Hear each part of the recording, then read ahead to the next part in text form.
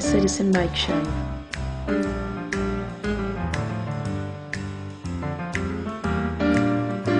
News. Commentary.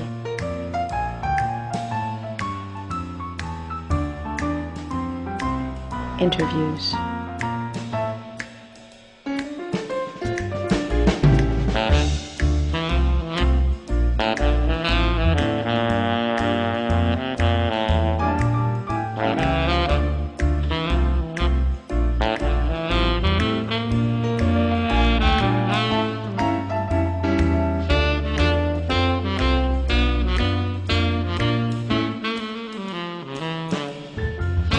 The Citizen Mike Show starts now. Welcome to the Citizen Mike Show. Thanks for tuning in. We do appreciate it. My name is Mike Berdinsky. On my right, the editor of the Record Journal, Ralph Tomaselli, and breaking news, John LeTourneau, the Republican town councilor, is back in the studio. John, thanks for coming back. We appreciate it. Thank you for having me. We got a lot of stuff to talk about, and I want to start off with the plan to redevelop the Bristol Myers property. There's a big meeting on Monday night. John went, I went. Actually, we happen to have seats almost side by side there. John, I want to get your takeaway. You were there, listening for over an hour. Your impression? Well, it was an interesting meeting. It was a very crowded meeting. The auditorium was full. The residents showed up with their signs and gave the signal to the commission what their wish was, and that was vote no. My takeaway, I was a little disappointed with the commission. I felt that some of the questions that, or some of the statements, not so much questions, the statements that they were making, such as the sign, one of the, for instances, was the signage. Planning and zoning, when they do a project like this, and there has to be signs posted on the property. And, to bring that up at the 11th hour, this is a night that a vote needed to be taken. So put us back into context. Who brought it up? Why did they bring it up? What was the point of bringing it up? That one was, I don't know what the point was of bringing that up, but that was Jeff Cohen that brought that up about the signage. The other thing that is, as the conversations went on, Jeff Cohen spoke quite a while about different issues, and it seemed like some of the other commissioners picked up on it a little bit, was the traffic, that it was a peer review traffic study, and they were looking for more. The commissioners. Okay. That was not the night for that. That should have been done right from the beginning. That should have something that if it was even a remote question, it should have been thought about and given to staff to take care of before that night. That night they were there to make a vote, and a yes or no vote, and come up with some solid reasons, yes or no. But I think they were a little intimidated by the audience. So I want to back up a little bit on the sign issue so we can get just a little fuller explanation. There apparently, a lot of us learned for the first time on Monday night. There's a provision in the zoning regulations that signs announcing the hearings or the meetings on a special permit are supposed to be posted around the property. And according to some obscure regulation, again, we're all learning about it for the first time, the zoning enforcement officer is supposed to, I think, certify that the signs were posted as required. And so Commissioner Jeff Cohen asked whether that was done. After some hesitation or some silence, some pregnant pause, it came out that no, the certification wasn't filed, but there was some banter among those in attendance that the signs were probably standing or were there as they were required. Do I have that right? And you, I think your past comment, you didn't like that being, let me just finish it. And the regulation goes on to say that if the signs were not posted, that could be grounds for a denial of the special permit. And I think it was Commissioner, I'm not going to pronounce his last name correctly, Allenson. Steve Allenson. Allenson. He made a vague comment that he had driven around the property and he thought he saw all the signs properly posted on the roads, and that would have been Research Parkway and Carpenter Lane. It's got to be the roads that are that the property goes out onto, abuts to. Yeah. And 68 was a question. So, Ralph, the Record Journal wrote an editorial. Uh-huh. What was your view, the paper's view, The of the Bristol-Myers denial? denial Yeah. that it probably was a good idea that it was denied. That Because this is a flip. This is a switch. well, yes, it is. Yes, it is a flip. Although, and we were. Let me try to compose myself here, Okay. Mike. We could. I apologize. That's all right. I caught you We napping certainly didn't, which I shouldn't have been napping, so I wouldn't say you've caught me. We certainly didn't find reasons to be against the project prior to the vote. We didn't wholeheartedly endorse it. We were clearly affected by the letters we received, the other feedback, the social media campaign, and we're okay with this vote and them going back to the drawing board. We've got a video. Actually, we have two of the commissioners speaking. So let's get to those and we'll talk about them. We're going to show the first one first. And this is Steve Allenson. He's an alternate.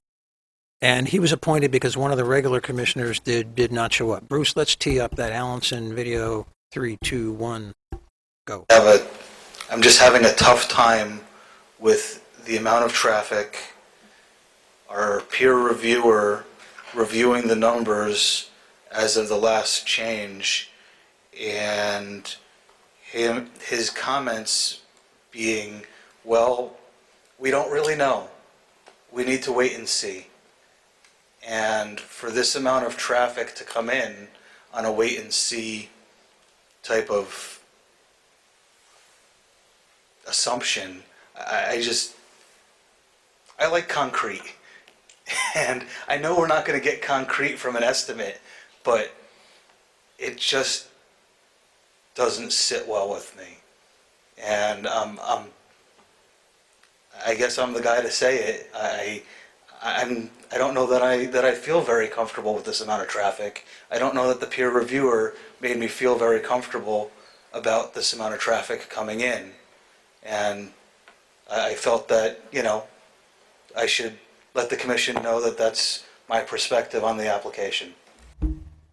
So, John LeTourneau, there were comments made in the course of the evening that the applicant had done a traffic study, and Wallingford chose to sort of double check the methodology by having not an independent traffic study, but someone reviewing the methodology of the applicant's traffic study. And you saw Steve Allenson sort of commenting on that.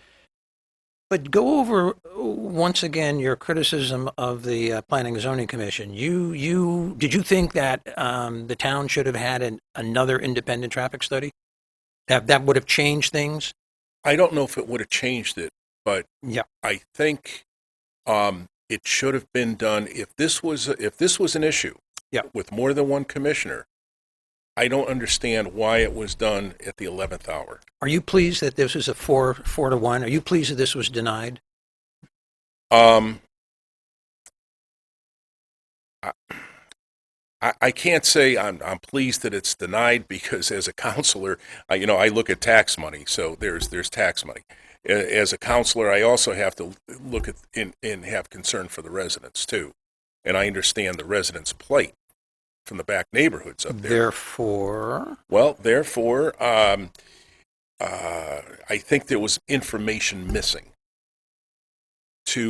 before they made the decision.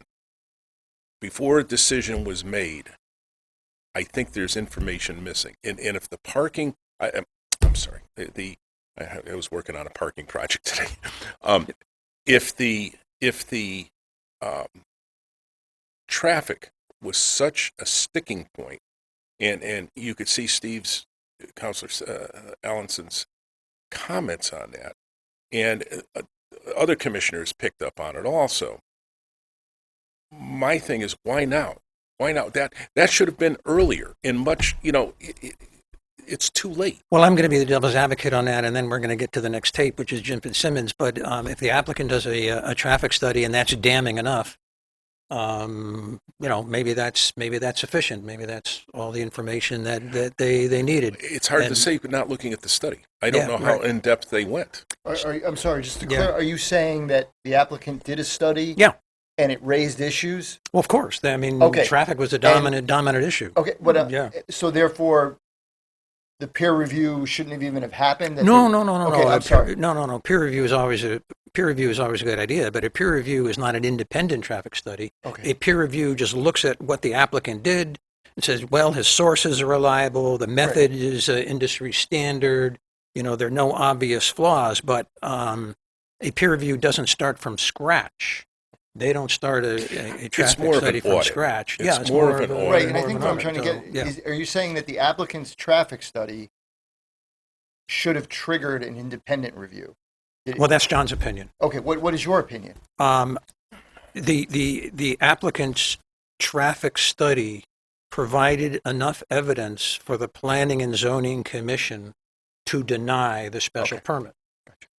So I think the decision initially, I'm not sure of this, but the decision to go with peer review was probably the Planning and Zoning office. So we got another video. Let's get that up and we can talk about it. 3, 2, 1, go. I do think that the traffic is a predominant issue here. The size is another large issue. I did not discuss the noise, but I would like to be on record as saying the noise stemming from this project would definitely impact the surrounding residential neighbors. The project could have an adverse impact to the residents in the area and potentially is detrimental to the use of adjacent properties. I mean, and I think as you talk about the compatibility with the zone, under section B.1 A through D, we talk about, it was mentioned by Commissioner Cohen, the appropriateness and location of use. I think the first A through D all have some issues related to this particular site.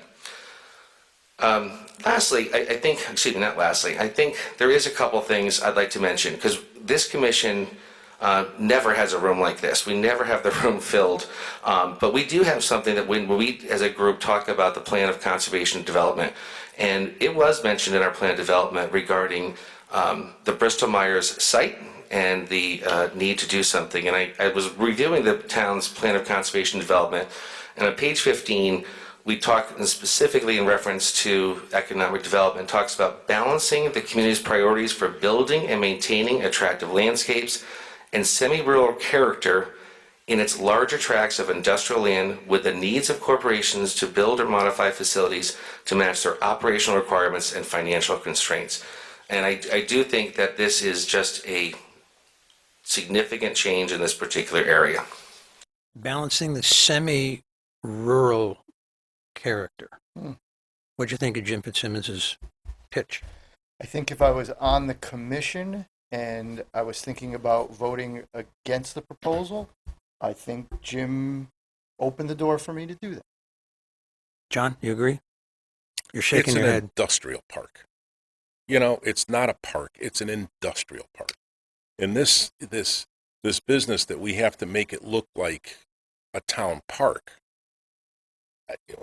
maybe not necessarily so. It's an industrial park. It was there for a reason, to put buildings up for industry to come to town.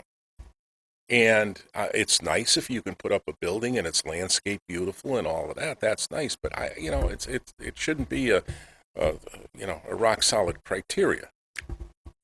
So there have been prior issues with noise in other parts of town in the past, and one of the arguments that's been raised online and letters of the editor is why do the neighbors move there if they know they're going to be cozying up next to a commercial zone or industrial zone? Did you ever have that philosophy, and how would that apply to this situation? I was concerned with noise here. Yeah. Because of the warehousing in the tractor trailers and the tractor trailers with backup alarms, those at a decibel level that they're meant to be heard. This isn't the passive noise of a truck engine or a refrigeration unit or something like that. This is a distinct noise that's made to be heard. And being such, you get that kind of anticipated truck traffic out there, the neighbors up above would definitely hear it. And that's a concern. That's a legitimate concern. So one of the organizers of the group that was protesting the application for a special permit is a lady called Jen Frechette. And she lives in my neighborhood. I live in one of the neighborhoods affected, and she posted some thoughts online, and I want to read part of it and get John's reaction, and then move on to another topic. It says, as she writes, again, she's very involved. I mean, the community up there is very involved, very well organized, and very effective. You know, I'm very impressed with the commissioners. They asked many solid questions of the applicant and allowed all residents to be heard, even when that meant staying well into the night. Most P&Z meetings have minimal attendance, so I'm sure the commissioners take note when a massive group, okay, is in attendance to oppose a project. I commend them for hearing all sides, weighing the information against the zoning regulations, and coming to a decision that's best for the town. There's other comments. Interest time. I'm not going to read them all, but certainly a planning and zoning meeting or a public hearing, I think, is a pressure valve for democracies such as Wallingford. And rather than have the community pop, you know, residents can go to a meeting, fill the room, show that they're opposed, and I think it's right and proper that the Planning and Zoning Commission or someone sitting in that sort of authority not necessarily change their mind because the room is full, but to maybe take a second look at the evidence, you know, and to look more carefully, and maybe new arguments are raised, and comments from the public can cause a commissioner to look more carefully at certain pieces of information and weight them differently. Not that, again, it's a popularity contest. Planning and Zoning Commission certainly has to make some tough decisions. But as Jennifer Shett pointed out, filling the room is important, especially if you're articulate in what your views are and what facts you want the Planning and Zoning Commission to look at. John, any final words? We'll go to the... Go ahead. You said something very key here. They came, they were polite, they were articulate, they brought good points forward, and it's good to fill the room with residents. I wish our council meetings had that kind of participation. I bet you do. Well, at least at budget time, you know. All right. We're going to move on. One of the issues that came up at the last council meeting and that we discussed on the last Citizen Mike show is a level of police protection. And there is a group that had formed. It's a resident crime watch group that has been very active. And I think they may have formed in reaction to car break-ins, but they, again, They did. Yeah, okay. They did. Yeah. They've been very active, and at the last council meeting, that group was specially invited, and the chief of police, Bill Wright, was invited to sort of go over some of the issues that the group raised. I think we got we got a bunch of clips we're going to show you in a second. But John, you were at that meeting. Your assessment of the effectiveness or not of the citizens, the resident crime watch group. Again, a very good group, and they didn't come to yell at us or yell at the chief or make unreasonable demands. What they did was they came, they organized, and this was the second meeting that the chief was involved in, and it was a good dialogue. And they brought up, I have a sheet here, a number of items. There was 5, and then additional requests. They had a couple of more additional requests, and they were good. They were good, and I could see their point why they were asking for this stuff. And the chief did a very, very good job explaining, okay, the amount of officers, the timing. So he explained to the residents why some of it could be done and some of it can't be done. And But the dialogue will continue. So it's good. It's a very good dialogue. Ralph? Well, what I really liked about both these groups we've talked about, the Bristol Myers group and then this group that has taken on crime, is they both, a lot of the early forming of the group, especially with the crime group, occurred online and people griping online and giving their opinions online.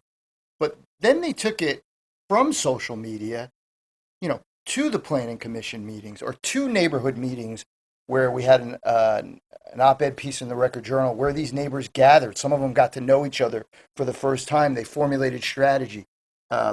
This crime group started out online and then started having regular meetings. So I think that's a good, rather than just griping online, staying online, and never really affecting and just trolling people and bullying people, these people took concrete action in person through government. So I think that's great. So let's test the effectiveness of the Wallingford Resident Crime Watch group. John LeTourneau, you willing to vote to appropriate money to hire 4 new officers, raise taxes as necessary to hire 4 new officers on top of the 2 additional ones that were added this fiscal year?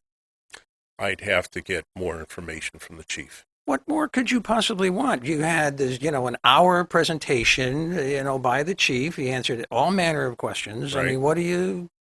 Well, he answered the residents' questions. Yeah. I want to know from the chief, is there 4 new people needed? Do we absolutely need these people?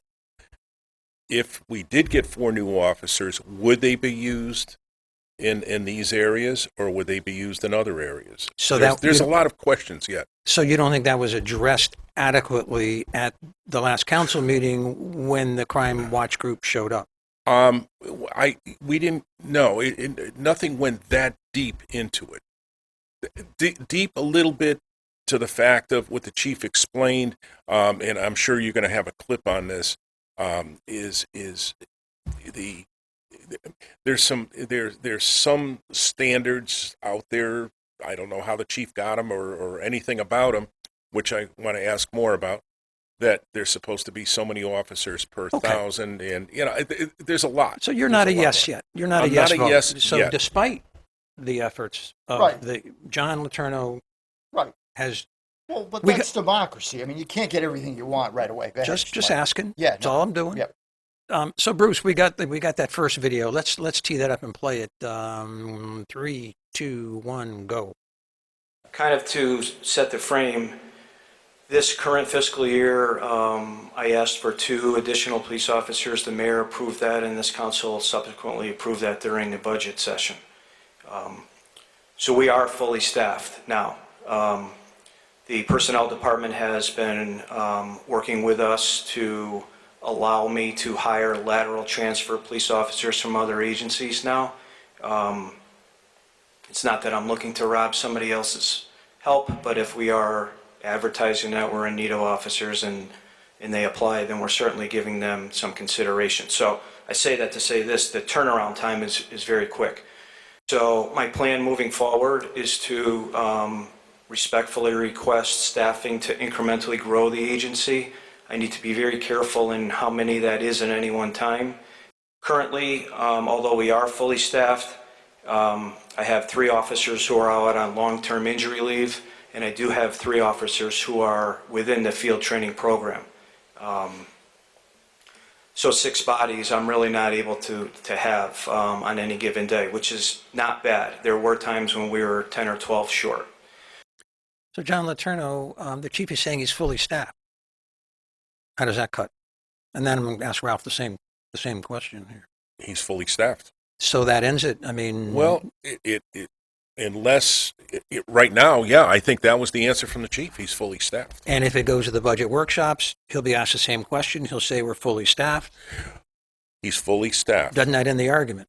That pretty much ends the argument. Now, at budget time, Yeah. If I see, if I or other counselors see in the budget that he's requested for 2 more officers, my question's going to be, or 3 more officers. Well, that's too hypothetical at this point. I mean, he Well, says he's fully it's staffed, okay. and All right. Well, then that's the end of that story. So, however, this conversation will continue in about 5 minutes with more video clips. So, Okay. but that fully staffed comment, carries a lot of weight. Ralph? Well, in fact, you and I talked about this off air, and I think you have to define fully staffed, Oh, Ralph. which Yes. which means Oh. that, I guess, and Strictly- you'll keep me honest here. Strictly discipline you. Go ahead. When he says he's fully staffed, I Yeah. guess that means he has hired somebody for all his budgeted slots. Is that? Yeah. Okay, good. So my interpretation of fully staffed is it's not necessarily all the police officers he needs, but it's all the police officers that the mayor has allowed him to hire. That's what I think he means in context. Well, Okay. that's hypothetical too. Well, that's just my interpretation. When he Well, says that- fully okay, staffed, but the mayor, that was my interpretation. the you, mayor- you said it was hypothetical, so well, now the I'm going to throw mayor it back at you. authorized 73. He's got 73, therefore he's fully staffed. We got a couple more videos. Bruce, let's play the next one in line. 3, 2, 1, go. Jessica's group has offered in the document that you have that they would like to see us hire 4. But I also need to be very, very careful that I don't outgrow the building that we're in. There's a lot of discussion about how many police officers per 1,000 you should have. The average is always, in my career anyway, is thought to have been 2 per 1,000, so which would give us around 90. We're currently staffed at 73. If I could get us to 80, that'd be really nice, but I understand the cost associated with that is significant. Have you changed your mind? No. Anything in that clip that would tend to make you vote extra money, a lot of extra money for more police officers, or not? Again, questions to be asked. The statistical data that says you should have that many officers per 1,000. How is that determined? Where does that figure come from? Is this a police standard, or is this, I'm not saying he's pulling this out of the air by any means, but I would like to know more about that, and how many towns in Connecticut are staffed using that formula. And, it would just help. It's, it's nice to compare what other towns are doing too. But I think it was important that he said that, it is a money issue, and he's aware of that. And that's something that the neighborhood group understands also. Okay. And it was after the meeting, one of the women said, or maybe towards the tail end of the meeting, that she came back to the microphone and said, we learned a lot tonight, and we learned, there is budget that plays into this. So statistical arguments, in my view, can be very seductive, very, very beguiling. And if you're prone to be persuaded by statistical arguments, I think it's extremely important to research well the statistics you're going to be relying on for a decision that would cost hundreds of thousands of dollars. The budget that was passed this past year has some fun facts with respect to police staffing.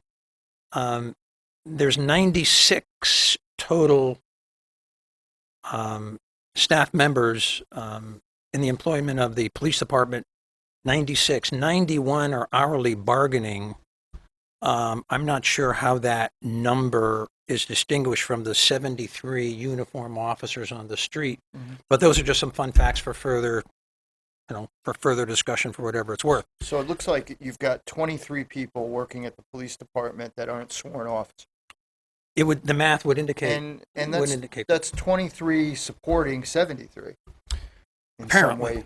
that seems to be the math. That doesn't seem like a low number. I mean, that you have 23 supporting 73, but go ahead. So I want to know, I wanted to know, preparing for the show, if there's any other data out there, and certainly one way of developing a statistical argument is checking with all the police departments in the same DIRG, District Reference Group. Right, good point. Similar towns with the same socioeconomic profile, not the Hartfords, the Bridgeports, the Waterburys, with that you That's could correct. expect to That's have right. a lot more police officers. And town by town by town, and there might be, I don't know, 15 or so towns in the DIRG, somehow researching their total staff and the amount of uniformed police officers to fill out a statistical argument, if that is the kind of argument that beguiles you or would persuade you. I went online to see if there's anything online. It is not a lot, but there was one article that was published in something called Governing magazine. Data was updated this past summer, and it has the amount of police officers per population. It was last updated July 2, and according to the researcher who wrote this article in this very legitimate magazine, Wallingford is doing okay. The median number of uniformed police officers per capita, according to this source, for towns the size of Wallingford, 25,000 to 50,000, population, is 16.1 per 10,000. Okay? Okay. I'm going to round that up to 17 because that happens to be Right. the average, which is different than the median. And you're in the range of about 68 uniformed police officers. According to this research, we have 73. Okay. Got it? That's the statistical, some statistics to help flesh out the Right, statistical argument. Yeah. We've got another video. Bruce, let's hit that one. 3, 2, 1, go. We still have a very large commercial district that we're responsible for that is running 24 hours a day. Our call volume simply at Walmart last year was over 470 calls for service, and that never stops throughout the day. So as much as I think John would like to pour all of his resources into the neighborhoods, I just can't abandon that commercial district either, because we'd be having this discussion about what's going on there. So He's making the point that the commercial areas draw a lot of police attention, and they all can't be flooding the neighborhoods. They've got to pay attention to the commercial customers too, all of which we know intuitively. So I think we got another video, Bruce. Let's tee that one up. We don't. We're all out. Okay, good enough. So that's the state of things. I think Tom Laffin was here last week. He said he would be willing to add more police officers, I think, but go back and watch the show. I'm going to go back and watch too. And as counselors come on, I'm just going to ask them, okay, are you ready to put in another $300,000, $400,000, $500,000 for more police officers, despite the comment that the police department is fully staffed? Ralph, any final thoughts? Just one that Yeah. there's, he makes the point that he's got 3 officers on long-term disability, and that may be worth exploring. I mean, if it's possible to clear that up, you could at least you're not going to increase the total number of officers, but you might get 3 more officers back out on the road. Yeah, my interpretation of those comments is always the case that Right. someone is out on disability, and that has to be baked into your total staffing. Absolutely. Good point. So changing gears, we had the audit that was released December 28. I think we got a JPEG on that we put up last week. It showed an operating deficit of 1.54 million. Keep in mind that is spread between the Board of Ed and the town. Board of Ed had a surplus. I'm gonna round that number. The Board of Ed had a surplus of 700,000. That's a rounded number. So if the Board of Ed is running a surplus, yet overall the town had a $1.5 million operating deficit. Town government ran a deficit. General government ran a deficit of about 2.2 million. The Board of Ed had a surplus, which helped mitigate that. I hope I didn't stumble over my not at words all. here. John, Bruce, let's put that up again, that JPEG, your reaction to the audit results. What do you think? I dove into them a little bit. I haven't had them that long, to tell you Okay. the truth. This year, for whatever reason, the council, I got my packet last Tuesday night. And the audit was in it. And the audit was in it. Yeah. And I started on it. I be honest with you, I haven't gotten that deep into it, so it's going to take a little bit to decipher all of this. Sounds like, based on, Bruce, we can take that one down. It sounds like, based on your tone of voice and how you're handling the question, you're not really alarmed. You're not really happy. I mean, it sounds like it's meh. I think it's going to be a little bit of a stretch here, but I think it's going to be the same thing that we see every year. You know, the figures move a little bit, but I don't think there's anything drastic. Okay.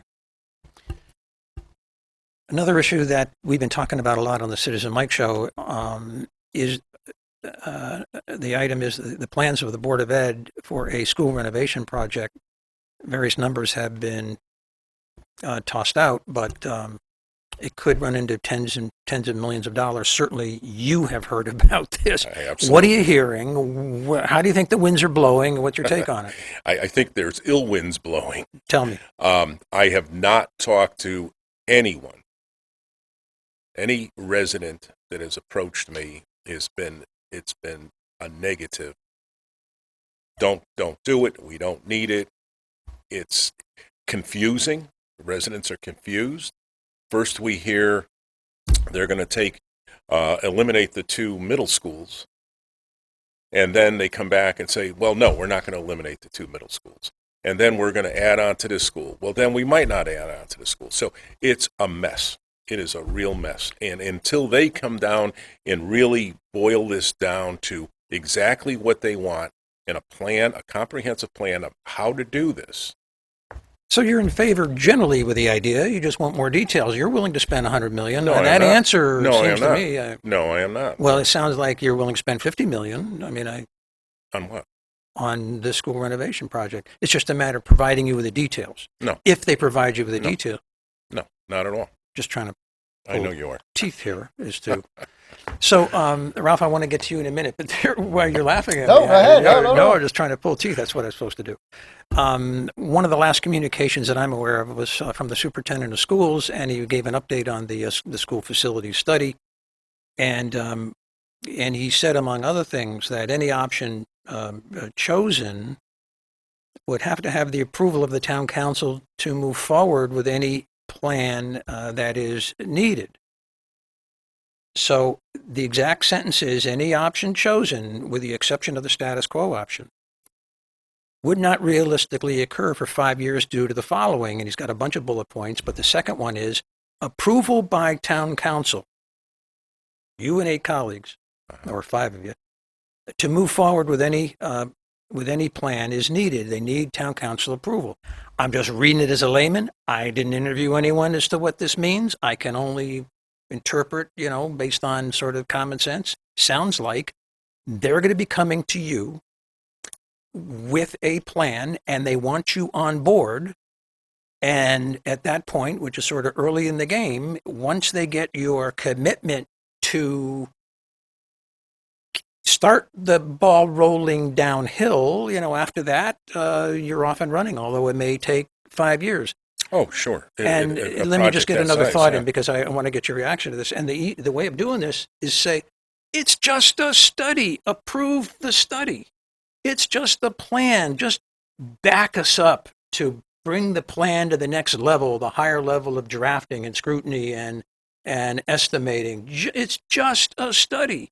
And I can see many counselors saying, well, it's just a study. Okay. And then I see the boulder on the mountaintop beginning to roll downhill. You cannot stop it. John, your reaction to my thoughts. That's quite an analogy. Well, all right. Am I right or wrong? Possibly, sure, it could happen that way. Yeah. The council will approve will either say yay or nay to the money being spent for this. As far as the plan goes, That's up to them. Well, that's not, apparently you've got to talk to Sal Menzo, because apparently they're going to come to you with a plan and they're going to want your approval If for the Dr. plan. Menzo comes in front of me Uh-oh. with a Be moderate here, John. with a plan, Be moderate. Yes, go ahead. with a plan, Yeah. it better be a very comprehensive plan, and it better be ready to go, and it better have a dollar amount attached to it. And it's going to also, I want them to tell me why it's needed. But to just approve, say we need to do XYZ to these schools, whether it's Lyman Hall or Sheehan, or we don't know, because there's no plan as of yet. There's multiple plans, but nothing has been said. Okay, this is what we're going to do. Okay, maybe the cart before the horse, or the horse before the cart. I'm not sure, but your reaction to this conversation. Well, this apparently started out with approximately 15 or 16 million dollars of high priority maintenance items, which was called the status quo. And if I was a counselor, I might be open to going back to that point and hearing about their highest priority maintenance projects and at least considering those. And if I was on the school board and these truly were high priority maintenance projects, I'd at least pursue that. I know it's not what some of them want, but at least why not go back to that point? But that's a difference, if I might. Please. That's a difference. We're talking about maintenance items as opposed to a complete rebuild of a school. A complete rebuild right. is not maintenance. And one of the things that bothers me in the school budget, I should have brought it with me tonight because I just received it today, that every year that gets put in, there's maintenance items that get put into the budget. They never get done. They never get done. Why? And then all of a sudden, now we've reached that critical mass where they've got to be done. Well, I would turn around to superintendent and to the board and say, why weren't these done over a period of 10 years, 20 years? Why weren't they done? Why are we doing it now? And now you're blending, maintenance in with a rebuild, and basically where the rebuild, the biggest problem is Lyman Hall. That's the oldest school. To be continued. I want to move on to another topic, but when I read that bullet point put out by the superintendent of schools that they're going to get the town council on board at a very early stage, I said, wow, that's the boulder beginning to roll down the hill right then and there. And if the council is willing to approve a plan and further investigation and more expense for a consultant, and then a year later, the council would be told, well, you approved this in February 2019. You said you were in back of us. You committed to, and now you're pulling the rug out. That's the argument you got to be aware of. And that's, he's going to have to work on. I'm a no vote. About a year ago, the town of Wallingford elected to join a lawsuit against the drug companies. Yeah. Yeah. And so Wallingford brought suit against Purdue Pharma and a bunch of other companies, a ton of companies. And these lawsuits were brought around the state of Connecticut by different cities and towns. And I believe we discussed it, and it was sort of like a stake in the ground to show, where your feelings are. Well, these cases are about to be dismissed. Wallingford's case is about to be dismissed. It's going to go nowhere, and I want to just read you some language as to why, and because it's a complicated story, in future shows we'll add some details. But this is the City of New Haven case, and there's a memorandum decision dated January 8, 2019, and it's our good friend Judge McCousher who wrote the teacher opinion, why Connecticut's system is unconstitutional, the system of funding education. Some bits and pieces of this, and he says in part that the 37 cities, we're one of the 37, right? We're one of the 37. In the cases on this court docket are seeking not to vindicate the public interest as a whole, but to gain money solely for themselves. The cities want the money for the indirect harm they say the drug companies cause them. They say they've been forced to pay for addicts' social and medical needs and have suffered other indirect expenses the addicts themselves cause. including extra emergency responder expenses, consequences from drug-related crimes, etc. But because they are suing in an ordinary civil lawsuit, their lawsuits cannot survive. They can't survive without proof that the people they are suing directly caused them the financial losses they seek to recoup. And what the judge is saying, you just can't go into court and say, well, I've suffered losses, and say, that drug company and not the others caused me $6,932 because it's impossible to, that's where the judge is coming from. Remember, the cities aren't asking the court to stop misleading advertising or the oversupply of drugs. They aren't asking the court to fine the companies under some law or regulation. The cities are asking the court to order allegedly guilty parties to pay for the damage they each individually caused each city. So to collect money from the drug companies, the cities would have to prove both the amount of the damage, can't guess, can't speculate. Mhm. What is Wallingford's number and how do they come up with it without guessing? So they can't speculate to the cause. And it goes to talk about precedent. Our Supreme Court has long ruled these claims like these are impermissible. In legal parlance, it is held that the indirectly harmed have no standing to sue, and that the courts may not hear, but instead must dismiss these claims. Got it? We're at the form. So I'm going to skip ahead because there's another sentence.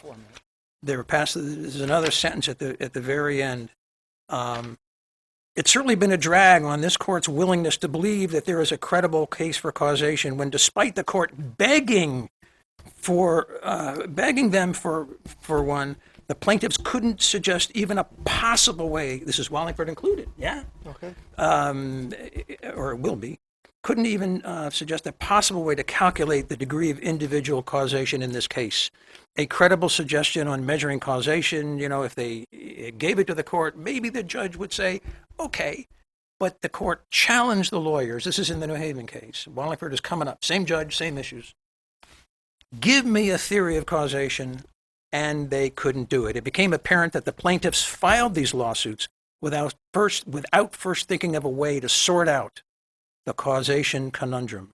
Indeed, the best they could do was to say, well, maybe sometime we'll figure it out. And in New Haven's case dismissed, Wallingford is next in line. We are out of time. Thank you for indulging me. And John, you got about 5 seconds, and that's going to be it. Thank you for having me. All right, I could thanks do for another hour here. Thanks for watching, everybody. Watch for the Citizen Mike show up on YouTube, or I can send you an email link if you let me know you want it. Contact the studio. Good night, everyone. Thanks for tuning in.